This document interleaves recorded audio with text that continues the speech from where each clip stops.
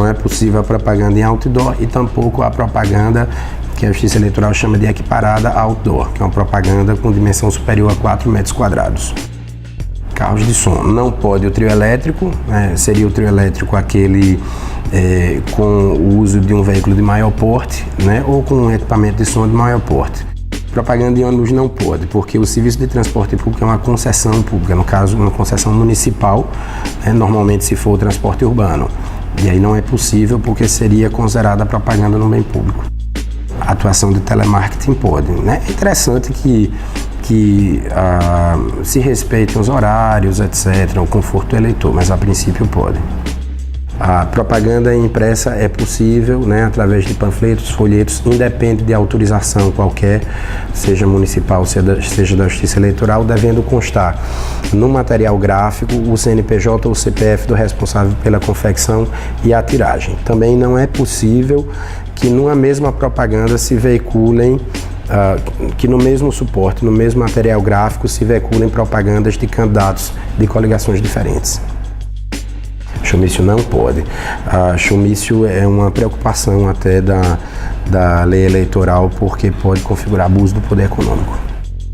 Caminhada e passeata, esse tipo de evento é permitido e não há necessidade de autorização da Justiça Eleitoral. Basta a comunicação à polícia para que se verifique a precedência, evitando que os eventos de campanha se cruzem.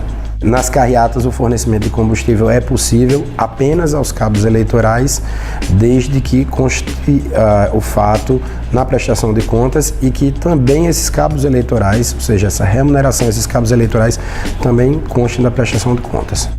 As mensagens eletrônicas são possíveis, desde que haja uma alternativa de descadastramento do eleitor daquele grupo, daquela lista de mensagens.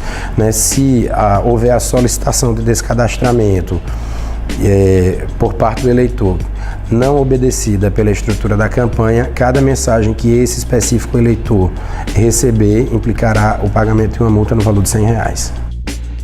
Propaganda na mídia impressa é possível, inclusive paga, apenas há uma limitação quanto ao número de veiculações por candidato prevista na lei, então vale a pena checar. E a mídia impressa é interessante porque ela pode se posicionar favoravelmente a qualquer candidato, O interessante é que até o faça de forma transparente, mas é possível. Adesivos em veículos, desde que a dimensão não seja superior a 4 metros quadrados, porque pode ser equiparada a outdoor. Existe uma dimensão prevista na mini-reforma que não entrou em vigor em função da consulta que foi formulada ao TSE.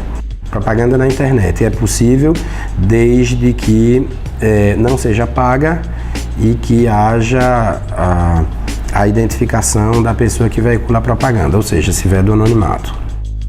Distribuição de brindes não é uma prática possível, porque podem se equiparar à captação ilícita de sufrágio, que é a chamada compra de votos. Indiretamente, através da distribuição de brindes, você poderia estar negociando o voto do eleitor. Não é possível a utilização de postes e placas porque são bens públicos, então não pode haver veiculação de propaganda nesses bens. Se a pesquisa estiver registrada na Justiça Eleitoral e liberada para divulgação, é possível a utilização da pesquisa como peça publicitária. Os comícios são possíveis das 8 às 24 horas para que não se perturbe o sossego público e é interessante que no comício, especificamente no comício, é possível a utilização de trios elétricos.